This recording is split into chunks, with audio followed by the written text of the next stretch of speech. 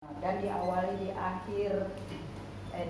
di bulan pertama di tahun 2021 ini. Ya, saya baru datang 2 kali, tetapi terima kasih buat kepercayaan yang diberikan dari Bapak dan Ibu Gembala di tempat ini. Kami percaya ini semua karena Tuhan, ya.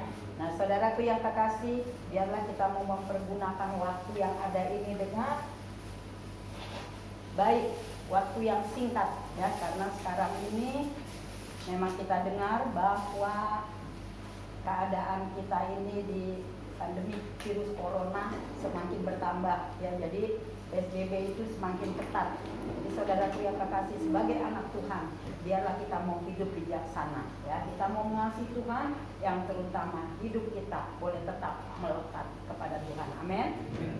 Mari kita mau buka kebenaran firman Tuhan. Kita buka di dalam kitab Yesaya.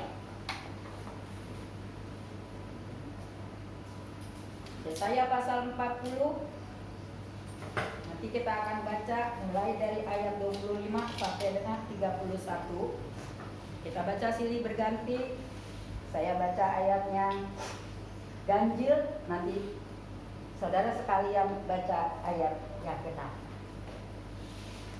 Sudah siap semua? Katakan amin. Amin. Demikian firman Tuhan. Yesaya pasalnya yang ke-40 ayat 25 mulai. Dengan siapakah hendak kamu samakan aku? Seakan-akan aku seperti Dia, firman yang Maha Kudus. Apakah membuat langit dan lihatlah siapa yang menciptakan semua bintang itu dan menjuru segenap tentara mereka keluar sambil memanggil nama mereka sekalian.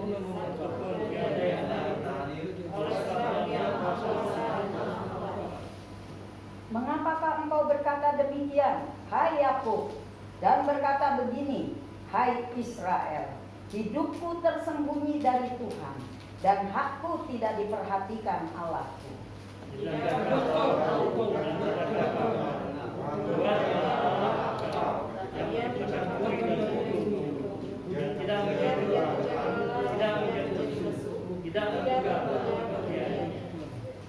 Dia memberi kekuatan kepada yang lelah dan menambah semangat kepada yang tiada berdaya. Orang-orang muda menjadi lelah dan lesu, dan taruna-taruna jatuh kesandung. Tetapi orang-orang yang menanti-nantikan Tuhan mendapatkan kekuatan baru. Mereka seumpama raja wali yang naik terbang dengan kekuatan sayapnya. Mereka berlari dan tidak menjadi lesu. Mereka berjalan dan tidak menjadi lelah. Amin. Buat firman Tuhan, kita sudah sama-sama membaca kebenaran firman Tuhan ini. Saudaraku, Bapak Ibu yang kekasih di dalam Tuhan, kalau kita boleh melihat di dalam kitab Yesaya ini, mulai dari pasal 40 sampai ke pasal 48, yaitu keselamatan bagi bangsa Israel yang di dalam pembuangan. Nah, saudaraku, berita kelepasan pada waktu itu di ayat 40 ini bagi umat Israel yang sedang terbuang, ya. Mereka terpencil, mereka tertekan, ya. Mereka merasakan tekanan karena ada di dalam pembuangan, dijadikannya budak, ya. Nah, saudaraku yang kekasih, sepertinya menyerupai pada keadaan kita saat ini. Kita rasanya saat ini tercekam, gelisah, takut, khawatir, ya. Tekanan, seperti ditekan, aduh mau keluar takut, ya. Seperti saya, ya. Saya nggak boleh keluar sama anak-anak, jadi saya di rumah aja. Ya kayaknya, aduh keluar masuk ke depan, rumah segitu, cuman keluar ke depan, dari depan masuk ke kamar duduk kan capek, tiduran lagi, tidur, ya. Nah, rasanya kita merasa ketekanan, merasa bosan, ya. Saya udah berusaha, ini waktunya cukup buat kita panjang, udah 1 tahun, ya, hampir 1 tahun. Saya udah mulai dari jahit masker, saya ngejahit udah bahan-bahannya ada yang nggak bisa dijahit karena nggak bisa pergi kan. Nah jadinya ya udah mau nggak mau ya begitu ya, jadi luntang lantung. Nah saudaraku yang kekasih, seperti umat Israel pada saat itu, mereka dibuang di suatu tempat. Mereka merasakan tekanan, mereka merasakan kesel, ya, bete, ya, gelisah, cemas, bahkan marah sekalipun, ya, karena ada di dalam tempat pembuangan. Tetapi saat itu berita kelepasan luar biasa, ya. Berita kelepasan ini membuat mereka sukacita. Sehingga kalau dikatakan di dalam Mazmur berapa ya, 118 kalau nggak salah, di situ mereka katakan, ya,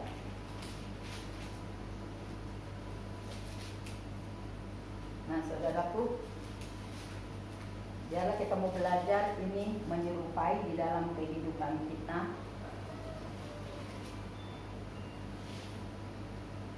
Ayat 24, Mazmur 118 ayat 24. Inilah hari yang dijadikan Tuhan, marilah kita bersorak-sorak dan bersukacita karenanya, ya. Waktu bangsa Israel diberikan kebebasan, dilepaskan oleh Tuhan, mereka bersukacita. Dikatakan bahwa hari ini hari yang penuh sukacita. Saudaraku, mereka bersorak-sorai, ya. Nah, puji Tuhan. Saudara, kalau kita lihat di dalam pasal yang 40 ayat yang pertama dikatakan, hiburkanlah, hiburkanlah umatku, demikian firman Allahmu, ya. Ayat kedua, tenangkanlah hati Yerusalem dan serukanlah kepadanya bahwa perhambaannya sudah berakhir, bahwa kesalahannya telah diampuni, sebab ia telah menerima hukuman dari tangan Tuhan 2 kali lipat karena segala dosanya. Saudaraku yang kekasih, sungguh luar biasa. Di pasal 40 ini yang tadi kita sudah baca mulai dari ayat 25, Tuhan mau berkata secara langsung kepada umat Israel. Dia katakan, dengan siapakah hendak kamu samakan aku? Saudaraku yang kekasih, hari ini sebagai umat percaya, Israel rohani, Israel yang sudah dibuang, sekarang dilepaskan. Saat ini kita berada seperti bangsa Israel di dalam zaman pembuangan. Kita ada di satu tempat tapi kita nggak bisa berkerumun-kerumun. Kita rasanya begini, pokoknya kita ketemu orang, pokoknya dia corona aja. Karena kita juga berjaga di dekat orang, kita takut, ya. Satu kali waktu itu saya diajak, ya, karena ini mah kita jalan yuk, katanya. Kita pergi ke apa ya namanya tuh, sebelum ke puncak yang ada jual susu apalah gitu ya, gitu. Turun, wah orang banyak. Bukannya sekarang kita bukan takut dengan hal yang lain, dengan penjahat juga kita sekarang udah takut, tetapi dengan orang siapa aja yang ada kita udah minggir, ya. Kita udah ketakutan. Nah saudaraku yang kekasih, tetapi Tuhan katakan, dengan siapa hendak kamu samakan aku. Umat Israel pada saat itu mereka tidak dapat membedakan Tuhan yang berkuasa, Tuhan yang luar biasa. Mereka, saudaraku, sepertinya tidak mengasihi Tuhan dengan sungguh-sungguh, ya. Tidak mengenal Allahnya sungguh-sungguh. Nah, saudaraku yang kekasih, di sini kita boleh melihat sebab itu Tuhan berkata, seakan-akan aku seperti Dia, firman yang maha kuasa. Di ayat 26 dikatakan, arahkanlah matamu ke langit dan lihatlah, ya. Tuhan katakan, Tuhan tunjukkan bahwa arahkan matamu ke langit dan lihatlah siapa yang menciptakan bintang-bintang. Ya, kalau sekarang kayaknya bintang di sini udah jarang, ya. Kalau kita ke Israel, kayaknya langit itu dekat benar seperti di atas atap ini dikit, ya. Itu bintang masih banyak yang berkelap-kelip, yang besar, yang gede. Dan di sini kita lihat, ya, siapa yang menciptakan semua bintang itu dan menyuruh segenap tentara mereka keluar. Saudaraku yang terkasih di dalam Tuhan, luar biasa nggak Allah kita? Jadi kita jangan menyamakan Tuhan kita itu di dalam kita situasi senang sih, situasi biasa-biasa aja kita bisa menganggap, oh Tuhan dahsyat, Tuhan luar biasa. Tetapi ketika ada masalah, kadang-kadang pikiran kita sudah mengarahkan ke lain tempat, ya. Aduh, kayaknya kita tuh kayaknya aduh gimana sih nih, kok ini pertolongan, kok sakit belum sembuh-sembuh, kok rasanya pertolongan enggak ada. Kan kita udah menyamakan Allah kita itu kayaknya enggak luar biasa, enggak ajaib ya. Nah saudara, kita melihat sungguh Tuhan katakan, lihat siapa yang menciptakan semua bintang itu dan menyuruh segenap tentara mereka keluar, sambil memanggil nama mereka sekalian. Satu pun tiada yang tak hadir. Oleh sebab itu, Ia Allah kita Maha Kuasa dan Maha Kuat. Lihat ciptaannya aja, bintang-bintang di langit yang mempunyai nama satu persatu. Luar biasa nggak Tuhan kita? Saya aja kadang-kadang memanggil cucu suka-suka kesel yo. Mamanya kadang-kadang jadi salah-salah ya. Kita manusia. Ini baru berapa cucunya? Ini Tuhan kita Allah yang luar biasa, saudaraku yang terkasih. Bintang di langit satu persatu namanya dipanggil, nggak ada satupun yang kata keluar. Semuanya takut dan gentar kepada Allah yang dahsyat dan berkuasa. Sebab itu hari ini kita mau katakan kepada Tuhan ya, Tuhan berkata kepada kita, dengan siapa hendak kamu samakan aku. Jadi saudaraku yang terkasih, biarlah kita mau tetap percayakan Tuhan di dalam susah maupun di dalam senang. Tuhan itu Allah kita, penolong kita yang luar biasa. Amin. Tadi kita sudah mengangkat pujian, ajaib, sungguh ajaib kasih Yesus bagiku. Kita nyanyikan dari hati, nggak keluar dari hati bahwa Yesus itu ajaib. Hari ini permasalahan apa yang kita bawa kemari ya, pegang janji firman Tuhan. Kita mau samakan Tuhan itu tetap sama Allah di atas segala Allah, Raja di atas segala raja. Dialah Tuhan kita yang kita sembah ya. Dan ayat 27 dikatakan, mengapakah engkau berkata demikian hai Yakub, dan berkata begini hai Israel, hidupku tersembunyi dari Tuhan dan hakku tidak diperhatikan Allahku ya.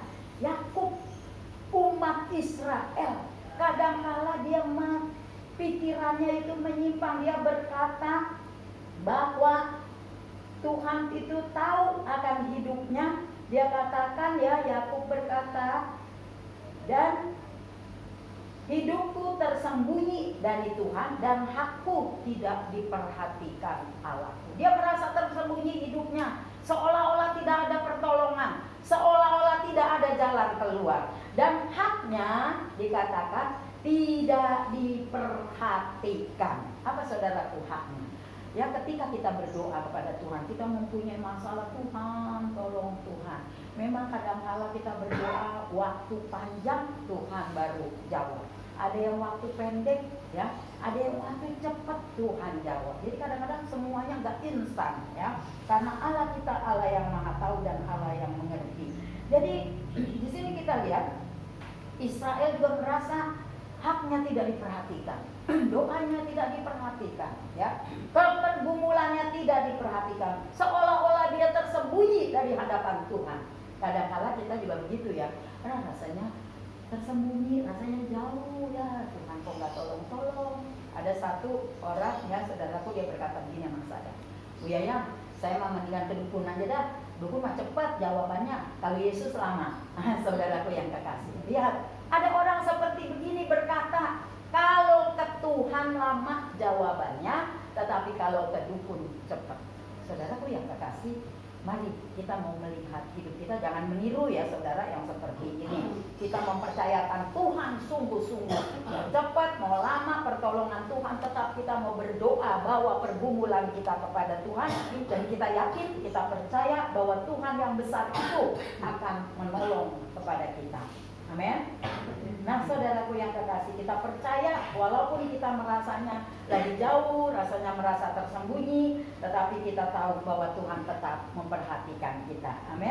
Karena dia berkata, aku sekali-kali tidak pernah membiarkan engkau, aku sekali-kali tidak pernah meninggalkan engkau. Sekalipun Tuhan tidak pernah meninggalkan, sedetik pun dia tidak pernah membiarkan kita. Jadi Tuhan tetap ada bersama dengan kita. Ibrani pasal 13 ayat 5. Roma 8 ayat 28, aku turut bekerja di dalam segala sesuatu untuk mendatangkan kebaikan bagi orang yang mengasihi Tuhan. Tetap mengasihi Tuhan, Tuhan turut bekerja atas hidup kita. Amin. Sekarang belum dijawab, besok belum dijawab, tapi lusa dan selanjutnya pasti ada jawaban bagi kita. Amin. Tuhan turut bekerja. Ya, Tuhan ada selalu dengan kita. Inilah janji Tuhan, Dia tidak pernah lalaikan janjinya. Saudara yang terkasih, dan dikatakan ayat 28, tidakkah kau tahu dan tidakkah kau dengar? Ya, tidakkah kau tahu dan tidakkah kau dengar? Tuhan ialah Allah kekal yang menciptakan bumi dari ujung ke ujung. Ia tidak menjadi lelah dan tidak menjadi lesu. Tidak terduga pengertiannya. Saudara, kalau kita boleh melihat dan merasakan satu ketika pertolongan Tuhan itu nyata di dalam hidup kita, wah, kita lihat luar biasa Tuhan. Luar biasa, Engkau menolong, Engkau memberi, Engkau memberkati, bahwa tepat waktunya Tuhan menjadi penolong kita. Amin ya.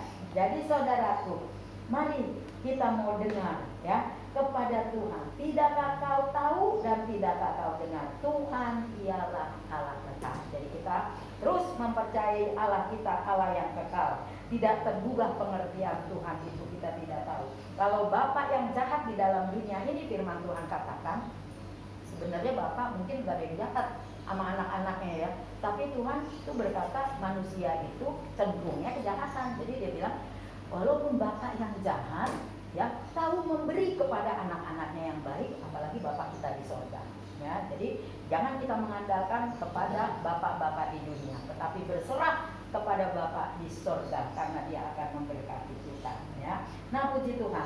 Saudaraku yang terkasih, Dia katakan, Dia memberi kekuatan kepada yang lelah dan menambah semangat kepada yang tidak berdaya.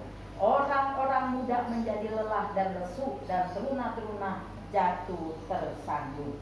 Saudaraku yang terkasih di dalam Tuhan, kita lihat orang-orang muda menjadi lesu, menjadi lelah di dalam menantikan kepada Tuhan. Dia menjadi lelah dan menjadi lesu, menanti pembebasan Tuhan.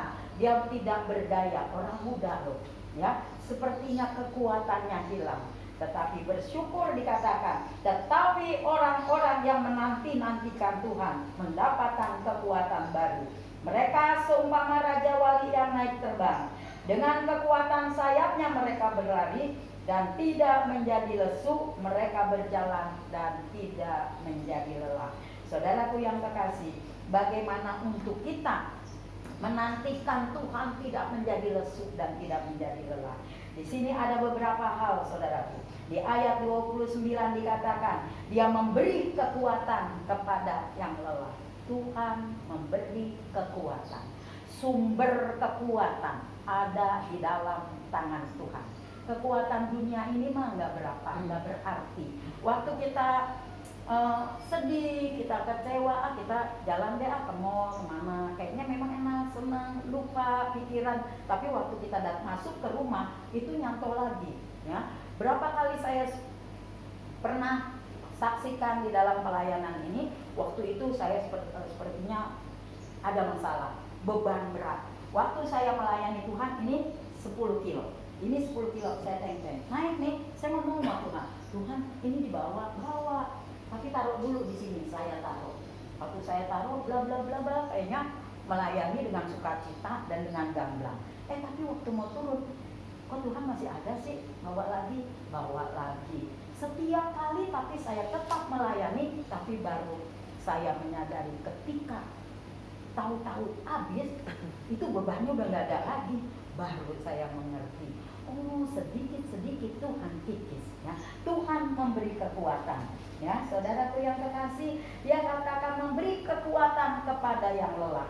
Saudaraku, kekuatan untuk apa aja sih Tuhan mau memberikan kepada kita? Saudara mau tahu kekuatan yang Tuhan akan berikan? Kita buka di dalam Keluaran pasal 15 ayat 13.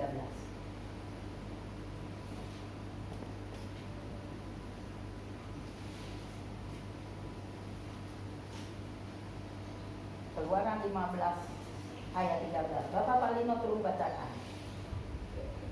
Keluaran pasal 15 ayat ke-13, demikian firman Tuhan. Dengan kasih setiamu engkau menuntun umat yang telah kau tebus. Dengan kekuatanmu engkau membimbingnya ke tempat kediamanmu yang kudus. Amin. Ya, kekuatan Tuhan membimbing kita untuk masuk ke tempat Tuhan yang kudus. Dia bimbing kita, saudaraku yang kekasih. Kalau Tuhan yang bimbing kita dengan penuh kesabaran, dengan penuh kesetiaan. Kan ada anak kecil aja tuh kalau di sekolah minggu, ada yang nakal, ada yang bandel, ada yang baik, duduk diam ya. Ayo dituntunnya tuh, ayo dibimbing. Tapi kadang-kadang kagak sabar kan guru sekolah minggunya, ya apalagi zaman waktu saya tuh, pada kagak sabar guru sekolah minggu ya. Nah saudaraku yang kekasih, di sini nggak ada, di sana-sana banyak sekali. Nah saudaraku, kita dibimbing sama Tuhan dengan kesabaran, dengan tangannya yang lembut, dengan tangannya yang penuh kasih, dia bimbing terus. Satu ketika mungkin di dalam bimbingan Tuhan kita dibawa, dituntun jalan, mau ke sana tuh, aduh sini anakku, sini. Tapi kita kayaknya mau lagi gitu ya. Kayak ada ilustrasi saudara, ada satu perlombaan ya, anak anjing ya. Nah saudaraku, ada yang punya babi, anak babi lucu itu, bulat gitu kan, hidungnya lucu kan ya. Jadi dia dihiasin, dipakein pipa, dipakein apa, dan anjing juga gitu. Terus pada jalan di suatu tempat mau menuju ke tempat untuk mereka lomba. Wah, si anak babi ini dituntun ya, udah dipakai baju ya kan, ya dipakai pita, udah bagus. Saudaraku, waktu di jalan ada kobakan ya, ada tanah yang berisi air, itu udah mendok sekali. Zaman dulu saya waktu kecil, karena nggak ada jalan kayak trotoar begini, kayaknya tanah merah, tanah lebur ya Bu Lili, ngalami kan. Nah, kita kadang-kadang jatuh ya di tanah yang ada airnya becek, bajunya nih pada penuh tanah merah. Kalau dulu orang nyuci, bajunya kotor-kotor, butuh tenaga karena tanah merah itu nyapet sekali, butuh pakai sabun batangan ya. Nah saudaraku, ini si babi ini diamnya depannya di kumbangan ya. Jadi waktu ini dia lari berontak, akhirnya dipegang talinya itu putus, dia lari langsung, bajunya udah bagus-bagus, dia terjun di dalam kumbangan itu. Nah saudaraku, begitulah kita. Tuhan mau membimbing kita, kadang-kala kita mau lari dari hadapan Tuhan. Kadang-kadang kita bersungguh-sungguh duduk aja. Ada anak kecil kan yang marah, nangis duduk, nangis aja. Cucu saya dulu begitu. Kita ajak mana ke dunia fantasi, pulangnya beli kuya-kuya, boneka kura-kura dari Ancol ya situ ya, dari Ancol sampai ke rumah itu nangis nggak pernah berhenti. Jadi ada anak kecil juga begitu, nongkrong nangis, namanya nangis itu melik gitu ya, nggak pernah berhenti. Nah demikianlah kita, saudaraku yang kekasih, kadang-kala kita tuh tidak pernah berhenti untuk nangis di hadapan Tuhan. Jadi Tuhan memberi kekuatan kepada kita, Dia mau membimbing kita. Ya, yang kedua, saudaraku, kekuatan Zakaria pasal 12 ayat 5. Tolong Bapak Pak Lino dibacakan. Zakaria pasal 12 ayatnya yang kelima. Zakaria pasal 12 ayat kelima, demikian firman Tuhan. Sesudah itu kaum-kaum di Yehuda akan berkata dalam hatinya, penduduk Yerusalem mempunyai kekuatan oleh karena Tuhan semesta alam Allah mereka. Nah, puji Tuhan ya. Jadi penduduk Yehuda itu dia memiliki kekuatan yang dari Tuhan ya. Itu kekuatannya yang dari Tuhan itu luar biasa. Kalau kekuatan dari manusia ya itu gampang luntur ya. Kita dijanjiin ya kita memiliki kekuatan, enak nih, entah ada ini ya. Tapi saudaraku akhirnya mengecewakan ya. Nah yang ketiga saudaraku, yang Tuhan berikan kekuatan pada kita, Ulangan 18 ayatnya ke-8. Di sini kita boleh melihat apa yang Tuhan berikan lewat kekuatannya itu, saudara. Bapak Padino sambil dibaca lagi. Ulangan pasal 18 ayat ke-8, demikian firman Tuhan. Maka haruslah mereka mendapat rezeki yang sama, dengan tidak terhitung apa yang ia peroleh dengan menjual harta nenek moyangnya. Salah nih. Ayat pasal 8, pasal 8 ayat 18. Ulangan pasal 8 ayat 18. Tuhan Ulangan pasal 8 ayat ke-18, demikian firman Tuhan. Tetapi haruslah engkau ingat kepada Tuhan Allahmu, sebab dialah yang memberikan kepadamu kekuatan untuk memperoleh kekayaan, dengan maksud meneguhkan perjanjian yang diikrarkannya dengan sumpah kepada nenek moyangmu seperti sekarang ini. Amin, puji Tuhan ya. Kita melihat di sini bahwa Tuhan berkata, ya, tetapi haruslah engkau ingat kepada Tuhan. Jadi kita harus selalu ingat kepada Tuhan Allah kita.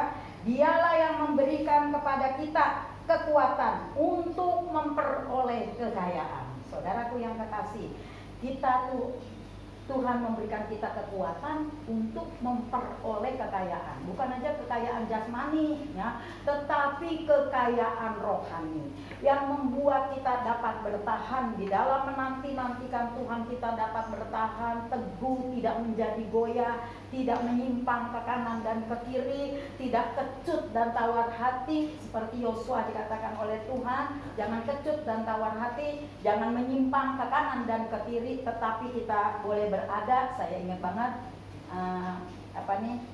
Bapak Palino waktu di dalam doa kita sering duet dalam pelayanan, ya. Kita harus selalu ada di dalam koridornya Tuhan. Nah, itu. Jadi Tuhan memberikan kita kekuatan untuk kemampuan memperoleh kekayaan.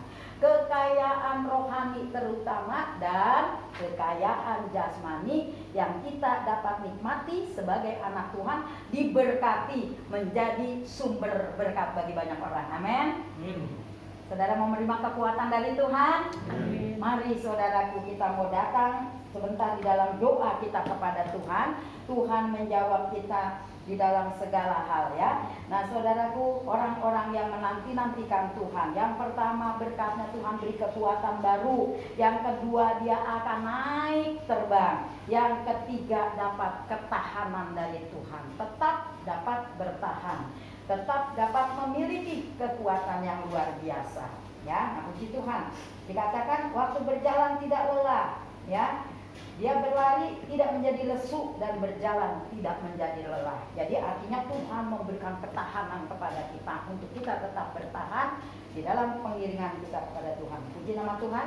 Firman Tuhan saya tidak panjangkan karena tadi kita sudah dikasih tahu bahwa di dalam SPB ini untuk lebih singkat, ya. Puji Tuhan, Tuhan Yesus memberkati. Mari kita bangkit berdiri. Saya mau undang WL musik.